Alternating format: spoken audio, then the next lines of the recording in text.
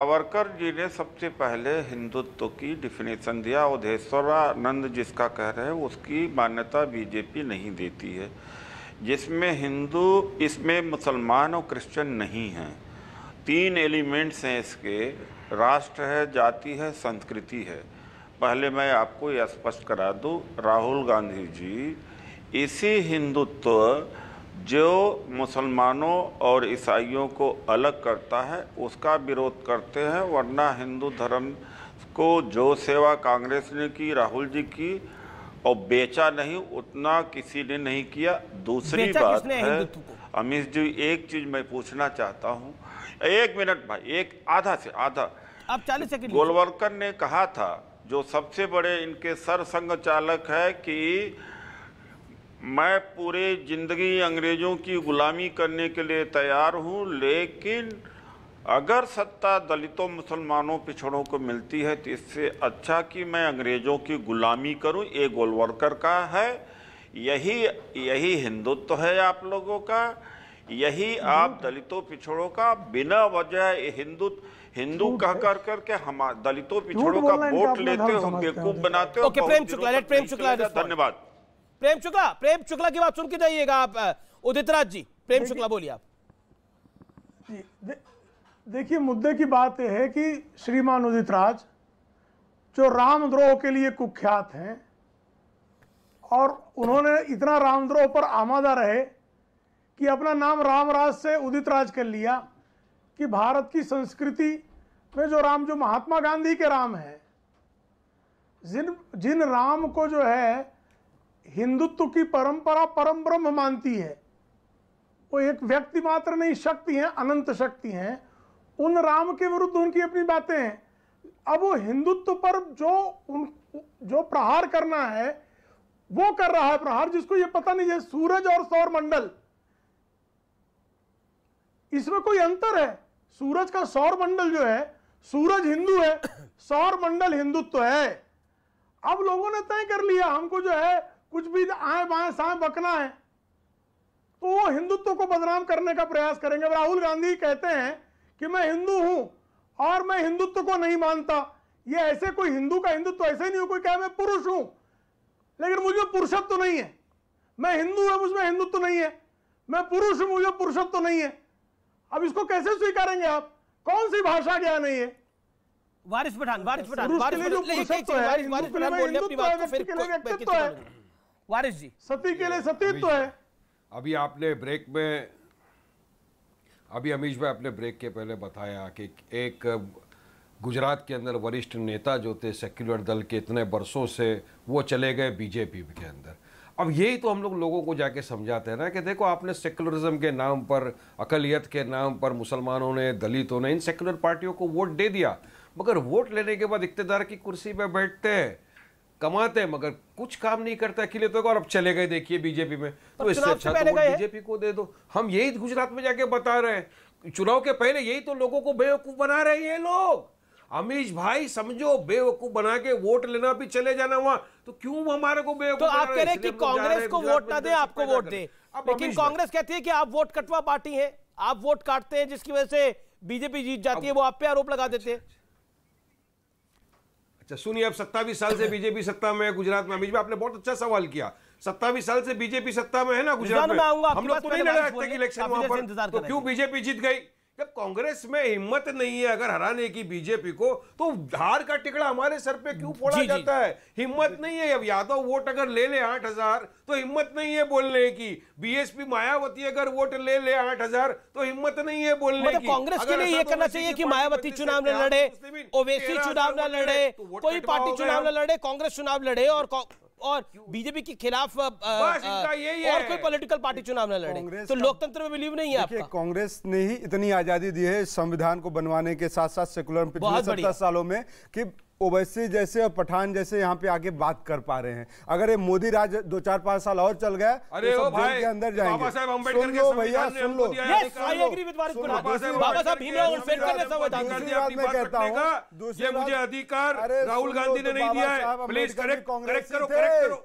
अरे कहाँ से पढ़ के आते हो भैया, कहाँ से पढ़े लिखे हो ना? बाबा साहब अम्बेडकर भी कांग्रेसी थे, आप कैसे पढ़ के आ रहे हो? कांग्रेसी थे, उनको इधर उधर मत बांटो। और कांग्रेस इस देश की आत्मा है। अरे चले गए कांग्रेस, मोदी के इर्द गिर्द घूमने वाले लोग, दल बदलू लोग, समय देख के अपनी राजनीति चमकाने वाले लोग, हिंदुत्व मुसलमानों में देश को बांटने वाले लोग। अरे इतना ही हो ना तो फिर छोड़ दो, हमारे को फौज को छोड़ दो। तुम्हारी पार्टी का नेता ने बयान दिया था, उसके ऊपर क्या कार्रवाई किया? मैं हिंदुस्तान साफ कर दूंगा, हिंदुस्तान के लोगों को साफ कर दूंगा। इसकी पार्टी के नेता थे ना भाई। अच्छा एक एक करके मेरा निवेदन है, एक सेकंड, मेरा निवेदन है एक एक करके। वारिस पठान आप बोले, फिर दीपक झा बोले, दीपक झा बोले, फिर वारिस बोले, एक एक करके।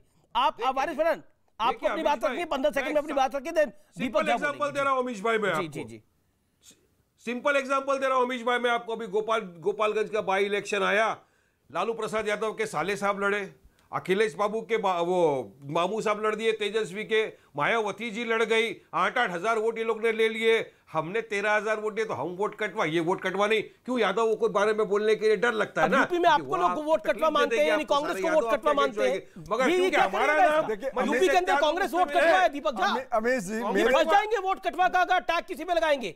यूपी में आप वोट कटवा। अमीश जी हमारे लिए क्या, हमारा हिंदुत्व की हम बात कर रहे हूँ, मैं 10 सेकंड। अब आप हिंदुत्व पे आगे, पहले आप उस पे थे। वसुधैव कुटुंबकम, पूरा विश्व हमारा परिवार है। और भाजपा का जो हिंदुत्व है उसमें ओवैसी अलग है, केजरीवाल अलग है। ये लोग वोट की राजनीति करते हैं, हम वोट की राजनीति नहीं करते हैं। वोट की राजनीति ये लोग कर रहे हैं। हिंदुत्व को गाली देते हैं तो वो कौन सी राजनीति? नहीं, हमारे लिए चातुर्वर्णम मया सृष्टा, गुण कर्म विभाग। सूर्य और सूर्य की रोशनी अलग है दीपक झा? बिल्कुल नहीं है। ईसावास्यमिदं सर्वम, आप जो बात करें मैं उसको उपनिषद की बात करूंगा। इस उपनिषद में ईसावास्यमिदं सर्वम यत् किंचित् जगत्याम जगत तेन त्यक्तेन भुंजीता मा गृधा कस्य धनम। अगर राहुल जी को समझाइए ना। अरे राहुल जी समझते हैं, लेकिन शशि थरूर को समझाइए। एक काले नेमी जो भाजपा के यहाँ पे काले नेमी बैठे हुए हैं, और इनके आप रिजवान को काले नेमी कह रहे हैं, वारिस पठान को काले नेमी कह रहे हैं, तो दैत्य बैठे हुए हैं। मतलब इनको सबको दैत्य भी बोल रहे हैं। बिल्कुल, ये दैत्य है हमारे हिंदू समाज के लिए। गलत है ये। बिल्कुल सही है। वारिस पठान को दैत्य कह रहे हैं, रिजवान अहमद को दैत्य कह रहे हैं, प्रेम शुक्ला को दैत्य कह रहे हैं। एक सेकंड, प्रेम शुक्ला दैत्य पे जवाब देना चाहते हैं।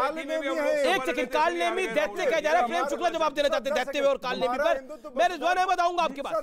प्रेम शुक्ला सर, हमारा हिंदुत्व। अब देखिए अमीश, दीपक बाबू दीपक बाबू देख के, रंग देख के जाति धर्म नहीं पहचानता, इसलिए मैंने जाति धर्म। एक सेकंड, काल नेमी दैत्य प्रेम शुक्ला जी।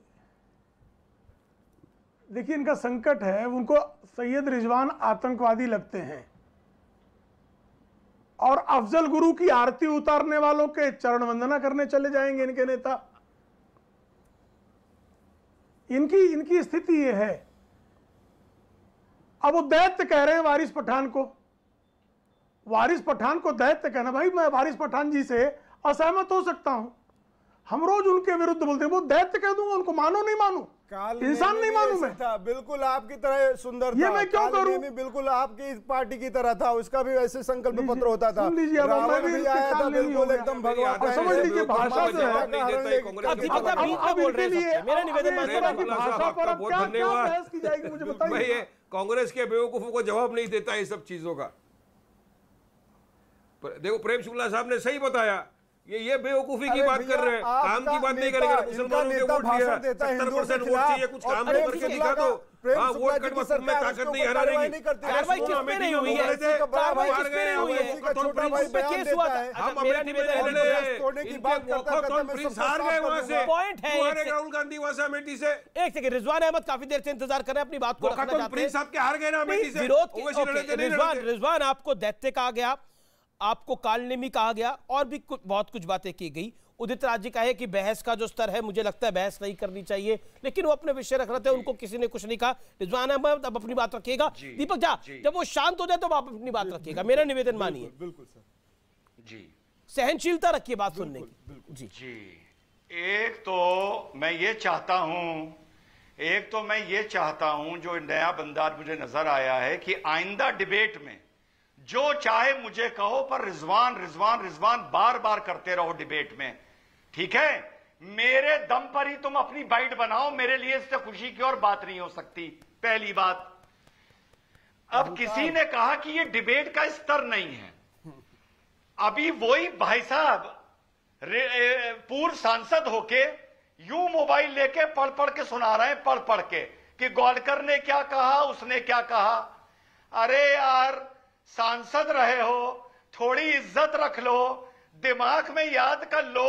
यूं मोबाइल उठा उठा के पढ़ रहे हो जैसे बच्चे पढ़ते हैं 14 क्लास के, 14 साल के। अब आखिरी बात, भाई ने जो ये नए आए हैं कांग्रेस के समर्थक, इन्होंने मुझसे माफी नहीं मांगी। इन्होंने मुझसे कहा रिजवान हिंदू हो जाओ। अरे मैंने कहा यार मैं तो हिंदू हूं, अब माफी मांगो ना, शुक्रिया तो बोलो मेरा। चलो बोलो थैंक यू रिजवान, रिजवान के नाम पर तुम्हें थोड़ी टीआरपी मिल जाएगी। बोलो बोलो, चलो बेटा बोलो बोलो थैंक यू रिजवान, तुम हिंदू हो, बोलो बोलो। जी जी जी बोलो बेटा रिजवान, तुम्हारे नाम पे हमें टीआरपी नहीं चाहिए, समझ गए ना? तुम टीआरपी के लिए मरते हो, टीआरपी के लिए आते हो, मेरा नाम बार बार लो, समझ मेरा गए नाम ना? बार बार लो। अरे सुन लो, मेरा नाम बार बार लो, मेरा नाम बार बार लिया करो। डिबेट में रिजवान अहमद का नाम बार बार लिया करो। रिजवान अहमद, अब आप सुन लीजिए। अबे बोल रहा है, तुम्हारा नाम क्या है मुझे पता ही नहीं, तुम्हें मेरा नाम मालूम है। अच्छी बात है, सूरज को दिया दिखाने से सूरज दिया नहीं बन जाएगा, तो तुम मेरा नाम जो है ना, मैं वही रहूंगा। तुम मेरे को दिया दिखाओ, मोमबत्ती दिखाओ, अगरबत्ती दिखाओ, मेरे को कोई फर्क नहीं पड़ता। बोलो, ये देखो, इसको मॉडलिंग में भेज दीजिए। अमीश जी, मैंने सुना कोई आप मॉडलिंग फिल्म बना रहे हैं क्या? नहीं, मैं क्या फिल्म बना रहा हूं? इनको भेज दीजिए, ये बड़ा अच्छा आप अपनी बात को रखिए। बोलो रिजवान। अच्छा ठीक है, अच्छा ठीक है रिजवान अहमद, अब आपकी बात उन्होंने शांति से सुनी, सहनशीलता से सुनी, अब आप भी सुनिए। रिजवान अहमद, मेरा निवेदन मानिए, एक सेकंड ऑडियो डाउन, बोलिए आप। देखिए, नया नया एक्टर है, अभी मार्केट में चल रहा है, इसको टीआरपी का खेल में ज्यादा मजा आता है। बात चल रही है, एक्टर है बिल्कुल सर। यहाँ इतना सीरियस मुद्दे पे बहस चल रही है, गीता पे डिबेट चल रही है, हिंदू मुस्लिम पे बात चल रही है। ये इतना बढ़िया एक्टर है, इसको अपने नाम की लगे कि मेरा नाम फैल जाए पूरी तरफ और मेरे नाम की टीआरपी बन जाए, तो इसको मैं आज आपके चैनल पे घोषित करता हूँ, रिजवान एक्टर है और इसको बॉलीवुड में जाना चाहिए। लेकिन बॉलीवुड की तो अपनी दुकान नहीं चल रही भाई, तो अब इसके इसीलिए नहीं चल रहे ना, इसीलिए आपके पास नहीं, बॉलीवुड की नहीं चल रही, उसी वजह से तो सर कहीं जा नहीं सकता। इसको लगा कि आपके पास से हमारी टीआरपी बढ़ जाएगी, क्योंकि आपका शो नंबर 1 शो है, वहां पे आके कोई ऐसा भी बदतमीजी करेगा तो चलेगा नहीं। लेकिन ज्यादा नहीं, बात ये आती है हिंदुत्व की। इनको मैं टीका भी लगाऊंगा, इनको जनेऊ भी पहनाऊंगा, इनको गंगा स्नान भी कराऊंगा, इनको हवन कुंड में ले जाके मैं यज्ञ भी कराऊंगा। आ जा भाई, तू आ जा, कल मेरे पास आ जा, कल तुम्हारे सारे सपने पूरे कर दूंगा, सारे मनोरथ पूरे कर दूंगा। मेरा हिंदुत्व बहुत विशाल है, अपने दुश्मनों को भी गले लगाता है। तुम्हारे रंग देख के, तुम्हारे कपड़े देख के हिंदुत्व की व्याख्या नहीं करता।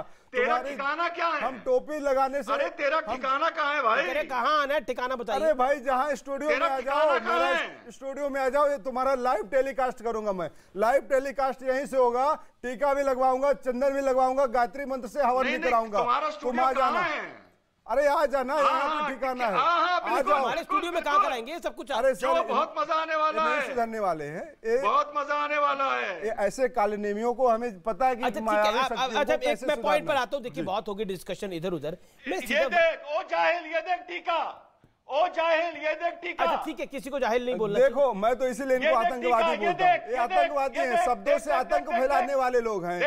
एक इंटेलेक्चुअल टेररिस्ट है, टीका लगा रखा है, एक इंटेलेक्चुअल टेररिस्ट है, एक शब्दों से आतंकवाद फैला रहा है ना, इस देश को बताना चाह रहा है कि मैं टीका लगा लिया तो हिंदू हो गया। अरे चरित्र बदलो, संस्कार बदलो बेटा, जब तक चरित्र और संस्कार नहीं बदलोगे। विषय पर आते हैं, विषय पर आते हैं, विषय पर आते नहीं। ये अब विषय ना डिरेल हो रहा है। मेरा निवेदन है, बिल्कुल हंसों की सभा में बगुला आ जाए ना, तो वो अपने आप को जग जाहिर बता देता है, बुद्धिमान। अच्छा ठीक है, एक second, audio down, all audio down. Waris Pathan और मैं रुक कर लेता हूं प्रेम शुक्ला का। मैं जो इस समय, एक सेकंड, वारिस पठान जो पॉइंट है, कांग्रेस क्या आपको लगता है एक स्ट्रेटेजी के तहत चल रही है, जिसमें उसको लगता है कि उसको अकलियतों का वोट भी मिल जाए और जहां हिंदू का वोट मिलना चाहिए वो भी मिल जाए? क्योंकि ये जो बातें हैं ये असल में चुनावों पे इंपैक्ट करती हैं, आप माने ना माने। नहीं, बिल्कुल अमीश भाई, आपकी बात और सोच सही है कि कांग्रेस को 75% मुसलमानों के वोट तो चाहिए, मगर हम आज़ादी का 75वां साल बना रहे हैं, अमृत महोत्सव बना रहे हैं। मैं पूछना चाहूँगा कि अकेले तुम के लिए क्या कि आज भी कमिटीज़ के रिपोर्ट है, मैं तो अपने घर में बैठ के डेटा नहीं बनाता हूँ ना, आज भी कमेटी की रिपोर्ट ये दर्शाता है कि जो माइनॉरिटी मुसलमान पिछड़ा हुआ वर्ग है, सोशली, इकोनॉमिकली, एजुकेशनली बैकवर्ड है। तो किसकी वजह से? हम तो सत्ता में नहीं थे 27 साल से। अगर समझ लीजिए, एग्जाम्पल दे रहा हूँ, बीजेपी सत्ता में 27 साल से गुजरात में, हम नहीं लड़े।